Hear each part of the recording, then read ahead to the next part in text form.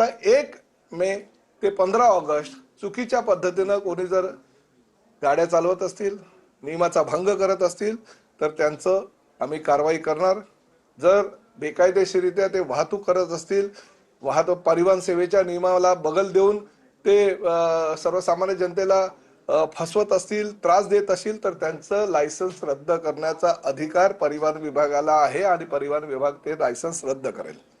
फक्त काल ज्या आमच्या सगळ्या लोकांनी मागणी केलेली आहे की मराठी भाषेचा आम्हाला आदर आहे, मराठी भाषा आम्ही शिकायला तयार आहोत, तर त्यांना आम्ही असं सांगितलेलं आहे सगळ्या आरटीओंना की मराठी भाषा शिकण्याची जर कोणाची तयारी असेल तर तुम्ही शिकायला सुद्धा त्यांना आरटीओ कार्यालयामध्ये जागा उपलब्ध करून द्या, त्यांना शिकवा।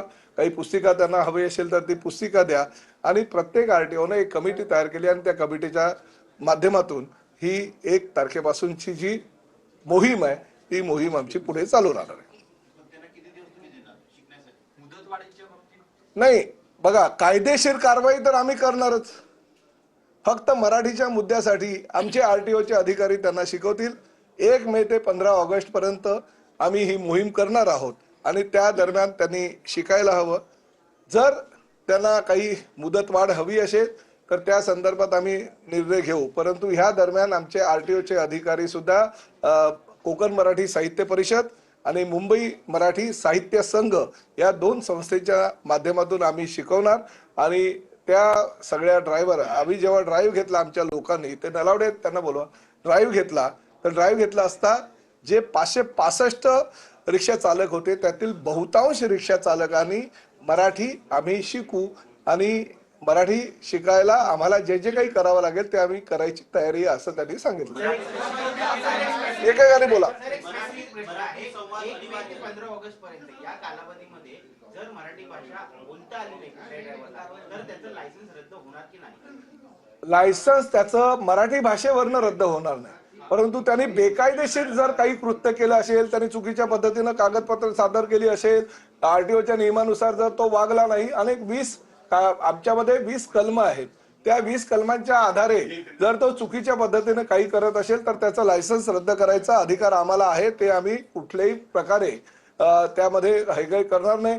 काल जी बैठक झाली त्या बैठकीमध्ये काही नेत्यांनी आम्हाला सांगितलं ना, साहेब सरसकट ती मराठी भाषा ठीक आहे, परंतु बाकीच्याही काही तुम्ही ज्या त्रुटी आहेत त्या त्रुटीकडे तुम्ही बघू नका, तुम्ही कागदपत्राची पाहणी करू नका, तुम्ही आता डोळे झाक करा, हे होणार नाही, हे होणार नाही। परंतु तुम्हाला कायद्यामध्येच राहावं लागेल, कायद्यापेक्षा कोणी मोठं नाही, त्यामुळे कायद्यानुसारच रिक्षा चालकांना ही आरटीओच्या माध्यमातून कारवाई करावी लागेल। आमचे नलावडे आहेत, त्यांनी हा अहवाल तयार केलेला आणि अहवाल केल्यानंतर त्यांना धमक्या पण आल्या, यांना धमक्या आल्या, कोण मोठे मोठे भाई लोकांची धमकी आली। मी त्यांचं कौतुक केलं, अभिनंदन केलं, कारण एवढ्या धमक्या आल्यानंतर सुद्धा आमच्या आरटीओच्या अधिकाऱ्यांनी पूर्णपणे त्यांना जी जबाबदारी दिली त्या जबाबदारीचं पालन केलं आणि जबाबदारीचं पालन करून त्यांनी एक चांगला अहवाल आमच्याकडे दिला, कारवाई सुद्धा केली। जे बेकायदेशीर काही कृत्य केलं त्यांच्यावर कारवाई सुद्धा केली, 87,000चा दंड सुद्धा वसूल केला आणि 565 अमराठी रिक्षा चालकांचा जबाब घेतला। आज आम्ही असं ठरवलेलं आहे, आमचे गायकवाड साहेबांच्या अध्यक्षतेखाली एक समिती आमच्या नार्वेकर साहेबांनी बनवलेली आहे। ह्या पूर्ण जी आमची आता मोहीम आहे 1 मे ते 15 ऑगस्ट पर्यंत, त्या मोहिमेचं नेतृत्व पूर्ण आमचे गायकवाड साहेब करणार आहेत। त्यांच्या अंडर आम्ही 4 अधिकारी अजून दिलेले आहेत। दररोज दर आठवड्याला ज्या ज्या पद्धतीनं ही तपासणी मोहीम आमची चालू होईल त्या तपासणी मोहिमेचा अहवाल त्यांच्याकडे येईल, चुकीचे जे घडत असेल त्याच्यावर कारवाई करण्याचे निर्देश त्यांच्या माध्यमातून आमच्या आरटीओला दिले जातील आणि त्या माध्यमातून कारवाई आमची कुठल्याही प्रकारे थांबणार नाही। परंतु आम्हाला हे सुद्धा मान्य आहे, मराठी भाषा जर तुम्ही शिकायला तयार असाल तर आम्ही वेळ द्यायला तयार आहोत, तुम्हाला आमचे आरटीओचे लोक शिकवायलाही तयार आहेत, पण ह्या महाराष्ट्रामध्ये व्यवसाय करायचा असेल तर मराठी शिकावंच लागेल।